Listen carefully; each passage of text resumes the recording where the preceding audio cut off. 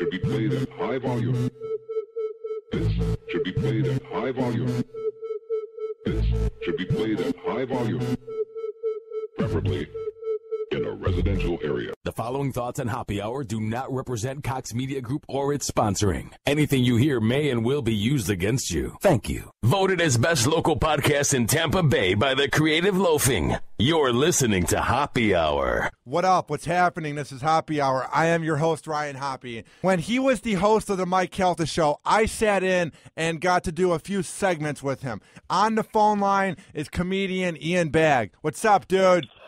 Rocket Man, waiting a long time. That's awesome, buddy. Hell yeah, man. I couldn't believe it happened last night. I just told you about it. I'll have to send you some pics. Can you imagine my 6'9" frame wearing a rocket suit? I love it, and Kelta's awesome for setting that up for you. He's the best guy. He's so generous. People have no idea how generous that guy is. It's awesome. What's great about him, too, for the comedy community is he's one of the guys that is so loyal to the comedy clubs, and he knows comedy. Like, there's a lot of radio guys that'll have comedians on, but you can just tell during his interviews he knows what he's talking about, you know? Oh, yeah, he enjoys comedy a lot, and he's friends with comics, and he likes comedy. And he's a very confident man, and he's not concerned that we might out-funny him at all. He just lets us be us. It's such a great show to do, you know what I mean? How often does that happen, Ian, where you go on these shows and they seem like they're afraid and they're a bit timid that you might out-funny them, you know? More than usual, especially these guys that are, that aren't confident in themselves. They get nervous. You can tell they get nervous, and they ask weird questions, and they try to step on you doing stuff and letting you finish answering the questions. They will talk over top of you.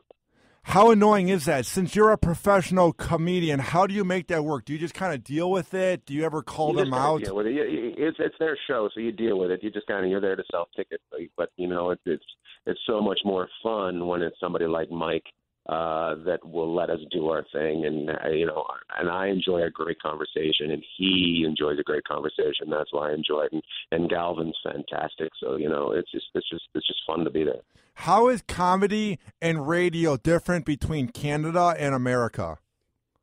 Well, the comedy I don't think is much different between Canada and America. Comedy, you be funny. You go have fun with the crowd that you have, that you're given, and you have fun with it. That happens the same in Canada, America, England, Australia. It doesn't matter where you are. Radio, on the other hand, is very different. Radio in Canada is a little bit more open.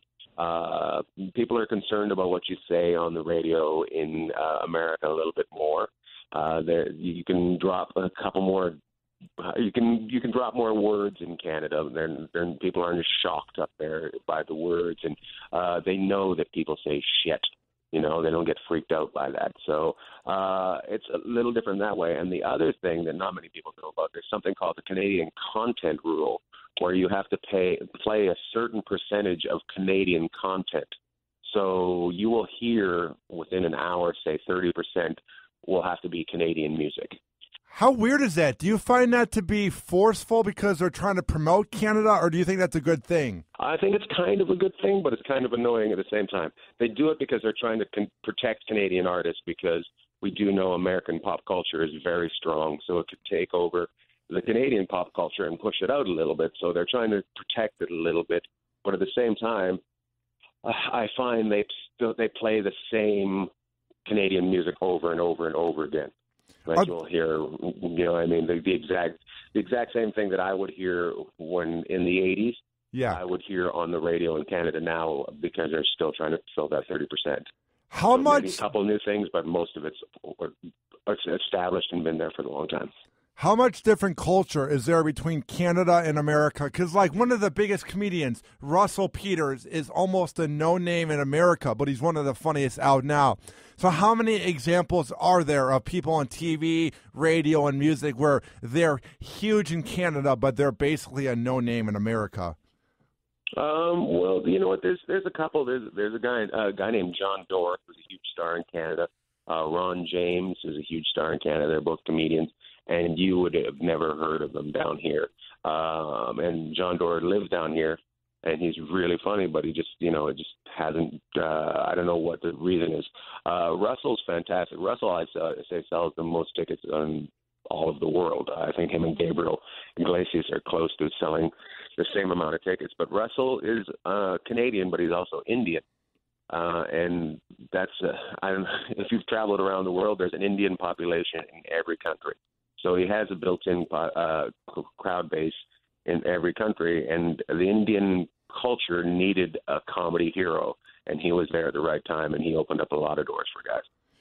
Do you look up to guys like that? Do you try to carry yourself the same way where you want to be the hero for comedy? No. I don't look at it like that at all. I do my own thing. I just, I was influenced when I started out, but I don't really watch anybody anymore because I don't want to be influenced. I just want to do my own thing and have fun. I want to be my own style and stick to my own originality.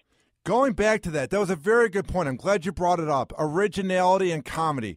Seems like a lot of times it's very easy for comics to just watch a special or listen to a podcast and immediately, on accident, just take the jokes because they're so influenced. What is your key to always having original comedy and not even accidentally being a hack, Well, you know what? It's everybody kind of by mistake will there'll be crossover no matter what. I don't watch other comics. That's how I don't get influenced. But I remember when I started out, I remember being influenced. I remember, having mannerisms of other comics. And once I learned to a certain point about comedy, I was like, I can't be doing that. So I got rid of that. I think the best way to be original is after a certain while of doing comedy, you don't watch other comedy. You don't want to be influenced in a good way. You don't want to be influenced in a bad way. So I think sticking to your own highway is the only way to do it. And it's interesting because hacks. I'll tell you what. To me, a hack is somebody that takes an idea and doesn't try to make it their own. They will do the exact same thing that somebody else has done. I don't think talking about anything that anybody else is talking about is hacky. I think hacky is not trying. Now, how do you come up with your comedy? Is it about your real life? Is it about your take on the news? Are you observational? What is your comedy like, Ian? My comedy is I'm a knowledge junkie, so I'm an information junkie. And if you know me, you know that I love watching news stories. I love watching documentaries. I read articles all the time. I like to have information. And that way I have some sort of knowledge if somebody starts talking to me about something. My comedy is just me. It doesn't matter what I talk about. I'm going to be a little sarcastic. I'm going to be a little goofy, and it's just going to be something funny. Would you say that when you have sarcasm and you're goofy, Ian, is that you being yourself, or are you playing a persona? No, I would say myself on stage is myself and concentrate, if that makes sense. Yeah. So I think I'm when I'm around my friends, I have a lot of fun. I think being on stage is just like being around my friends, but we've only got an hour to do it. We don't have a full day, so it's just kind of more concentrated. How much has your comedy changed over the years? Like for me, I first began by trying to be this outrageous Kim Kardashian's a dumb slut, this whole shock jock thing. And now I take radio as a conversation. How have you changed over the years in your comedy career? I used to be very deadpan. I didn't move much on stage. I didn't talk to the audience. It's just kind of grown into me being who I am. It's just grown into that. It was at the beginning, like I say, I was influenced by Stephen Wright. I was influenced by Sam Kinison, Bill Cosby. There's a little bit of each of that in me when I first started out. I feel like those are still my influences, but you have to look deep to see who I am on stage, and you know that the person that I am on stage is the person I am off stage. Now, we know about the people who have influenced you in comedy, but who are some people, Ian, who have had your back and have been some mentors to you over your comedy career? Some mentors. That's interesting. That's a great question. You know what? John Panette was really good to me and let me open for him and let me do my thing and fall down and get myself back up and dust off and get better. He was really really a nice man to me. Louis Anderson was really it's interesting that I'm calling out chubby guys for helping me out. Louis Anderson gave me some great advice, and let's see who else. Gabriel Iglesias, another guy that had my back. A guy named Wayne Deacon out of Australia. Just a guy named Craig Campbell, Chad Daniels. They've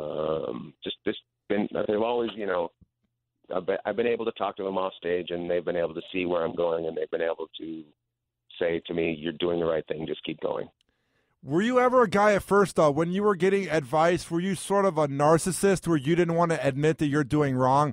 I was kind of like that, where I would take advice and see it as criticism. Or were you always a guy where you were sort of a sponge and you took everything in?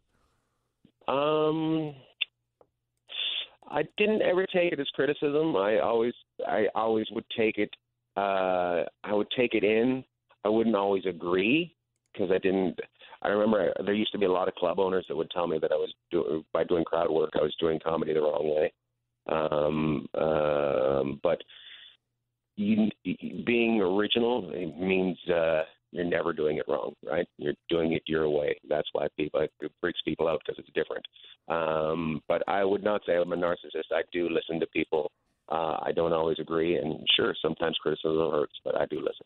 Speaking of criticism, let's say there's this annoying bachelorette party at the show. Are you the guy where you ignore them? Do you bitch them out? Do you want them kicked out? How do you deal with annoying hecklers? No. As long as we are having fun and the crowd, whoever it be, is having fun, like, I don't care. Like, I enjoy it. I enjoy them having fun. So, but if they're there and they don't want to have fun and they're being mean and their energy's bad, I will ask them to leave because I want to have fun. You've come to my playground. I've got the ball and we're playing the game that I want to play. And if you don't want to play, you have to leave my playground. That's all there is to it. Now, when a heckler's going on, you have to obviously memorize your comedy. You have the routine down. It's all in your brain. Do you ever get sidetracked and you forget your material? Or because you've been doing comedy so long, are you able to regroup fast? How does that work for you, Ian? Actually, if you know my comedy, there's nothing memorized, so I can't get picked, and I'm always off track. Everything takes me off track. It's like basically talking to somebody with ADD. So there's no set way my show has to go. There's certain. It's basically like a roadmap. There's certain cities I got to get to, but it doesn't matter how I get there. It doesn't matter what road I take to get there. Now, do you change your act a lot? Like, since you said on the radio in Canada, it's a lot more free form and outspoken. Would you say that you're more edgier up in Canada because of the whole fake outrage epidemic we have down here in America? Or do you do the same show in different countries? I do the same show, and I think the fake outrage is a worldwide thing. I don't think it's just American. I think everybody's outraged by everything. It's got a lot to do with social media. Everybody wants to be noticed. And the easiest way to be noticed is to hate something and be shocked by something, because people don't, they don't respond to you when you say, "Hey, that was great." People don't respond like they do when you say to them, "Hey, that sucked." I find fake outrage to be sickening, dude, because I think it's a bunch of uptight pussies that don't want to hear the truth, or they're bored with their life, man, so they want to find something to bitch about. I think it's ruining everything. I think it's making everything in media and entertainment vanilla, and I think it's putting entertainers on eggshells because they don't want to offend anyone. Do you notice this trend where things are getting more watered down? I think that's true, but I also think the people that are true to themselves those people have always been out there, the fake outrage, they just have an easier outlet to get it to the masses easier. So you got to stick to your guns. It doesn't matter. As a comic, the crowd is there. The judge and jury is right there every night. Somebody that complained afterwards it doesn't matter because they were there at the show and the majority of the people were enjoying it. So that means I was doing right, so it doesn't matter. Would you say the owner of the comedy club's opinion matters more than the audience, or do you just do your thing? I just do my thing. The owner of the comedy club he's got to ride a fine line because he wants his place to be respected by both comics and the crowd. A good owner of a comedy club will back the comedian no matter what. It's kind of like that Train song. Your best friend sticking up for you even when they know you're wrong. Yeah. So, What are some cities that you have visited that have been absolutely bizarre? Have they been in Florida? Because we know Florida's batshit crazy. Was it in Canada? What are some cities that when you look at your list and you're like, oh my God, I'm going there? Are there any cities that come to your mind? You know what? They've all got a little bit of, they've all got a little bit of I can't wait, and they've all got a little bit, oh, this should be interesting. Yeah. So, I enjoy new. My favorite kind of excitement is not knowing what's about to happen. So, I don't think I judge any city. Like there's not been any place I go, I don't want to go there. Maybe there's been places I don't want to go because of the comedy club, but as a city, no. What is the weirdest show you've ever done? Was it like in a bad neighborhood? Was it a weird crowd? Like, what was the show you did where you absolutely bombed? Absolutely bombed? I can't remember. I'm sure that they've happened, but the most interesting place I've ever done, I was in Bangladesh, and I did a show, and it was all Muslim, and I was the only white guy there, and I thought, oh, this could go wrong very easily, but it didn't. They were fantastic, and that's when I learned not to judge a book by its cover and to know that everybody's the same and everybody wants to have fun and everybody there's always a couple assholes, but for the most part, everybody's good.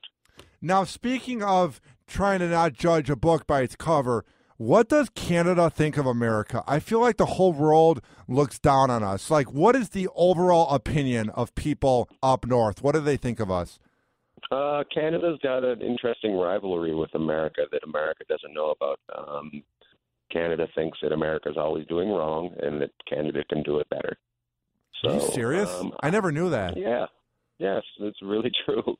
I think people are shocked by America that America wants to fix other places before it fixes America. I think that's what most countries think. What do you think of that aspect? Do you find it bizarre? That America wants to be like that? Yeah. Or that people think that.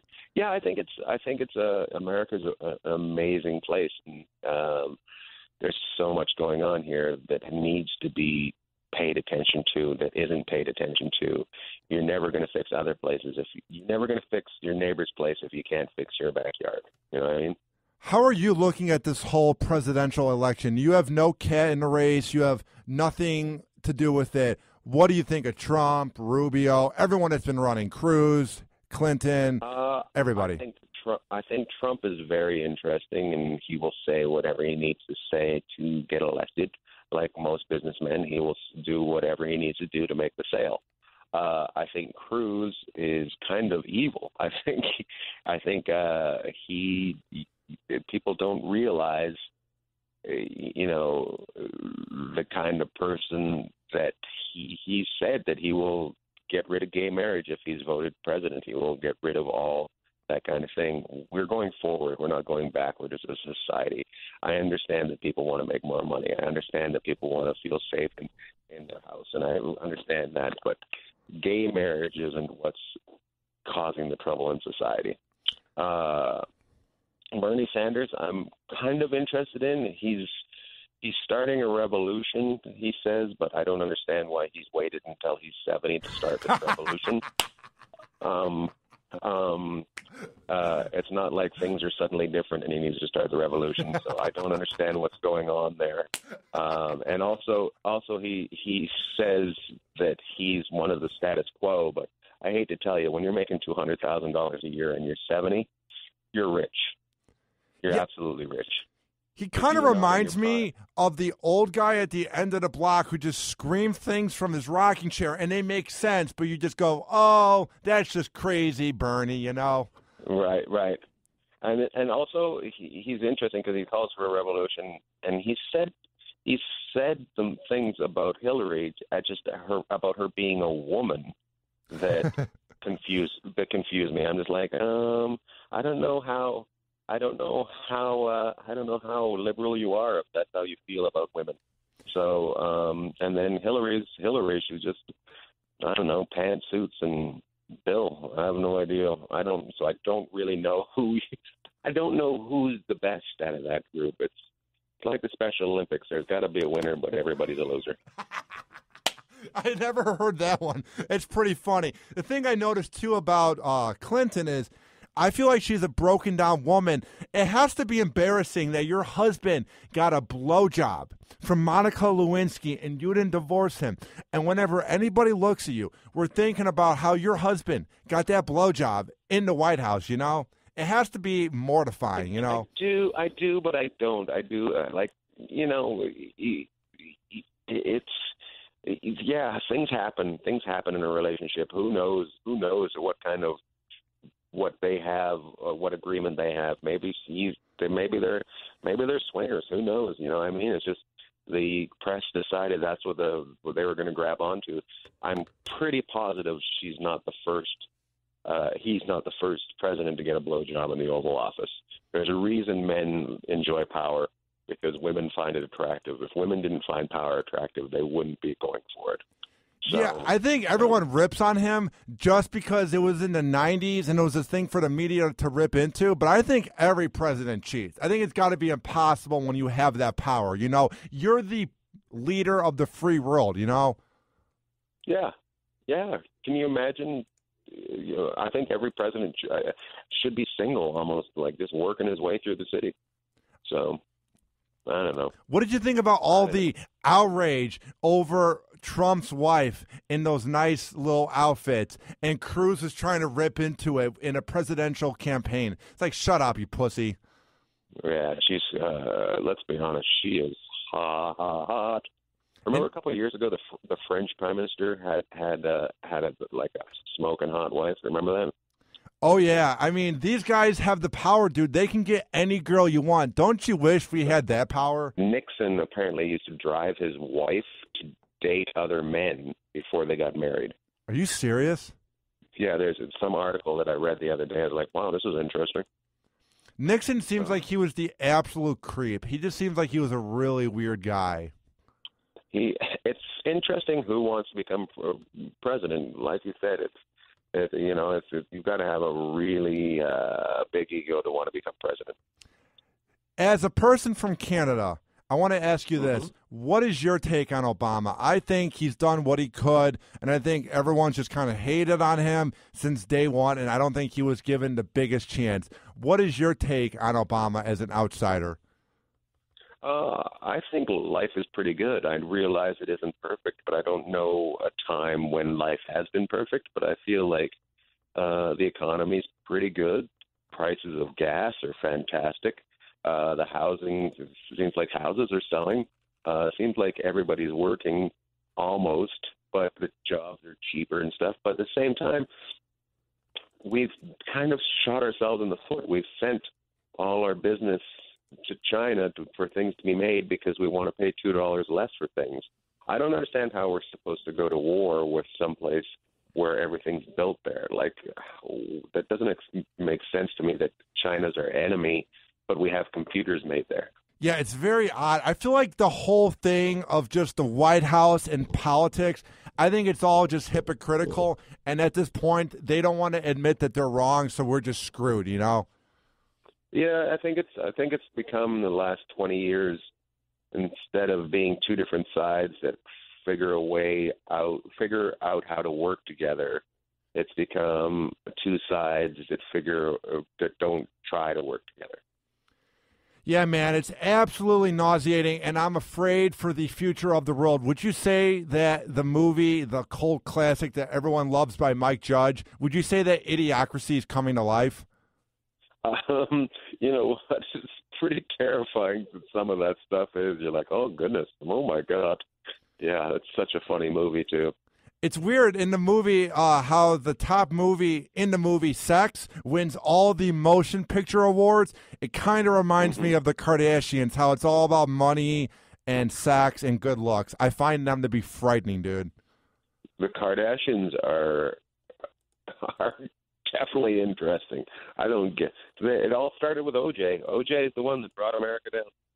And then Paris Hilton, her whole sex tape, she was ahead of her time. Dude, if I'm Paris Hilton, I have to be furious that I didn't get that famous off of a awful sex tape, because hers was just as bad as Kim's. It was in her eyes. She looked like a raccoon trying to find food. A raccoon all jacked up on cocaine, you know? Yeah, that's what it looked like. Her eyes were all crazy because of the lighting on that. It's I'm just like, the first time I seen this, is this a raccoon going through garbage? No, it's Paris Hilton. Dude, before I let you go, what are some things you have coming up? What's going on in the world of Ian Bagg? I have coming up, I have Des Moines, Iowa in 2 weeks. I have Los Angeles. I have the Ice House next week. I have coming up on May 13th, I'll be at the Hard Rock Casino for one night in Las Vegas, Nevada. And pretty soon I'll be taping my new 1 hour special. I just don't know when exactly we're doing it. I think we're doing it in June. And I hope everybody will watch it on, hopefully, Netflix. Well, dude, keep up the good work, man. I'm glad that I was able to sit in and you were able to observe my goofy ass as I walked into the Bone Room. What was your overall take when I walked in? Oh, you surprised me. I had no idea. I thought it was fantastic. It was you're such an interesting-looking character, and you're such a nice guy. I loved it. It was fantastic, and I love that you were introduced to those guys, because I think they'll look out for you if you look out for them. They'll take good care of you. And like I said, you doing the Rocket Man is one of those things. So congratulations, brother, and I'm glad everything's going well. Thank you, man. Same to you. Keep up the good work, Ian. Thanks, man. And if you want to get a hold of me, people, IanBagg.com. Sounds good. IanBagg.com. Have a great day, bro. You too, dude. All right, bye. Hoppe Hour. Hoppe Hour.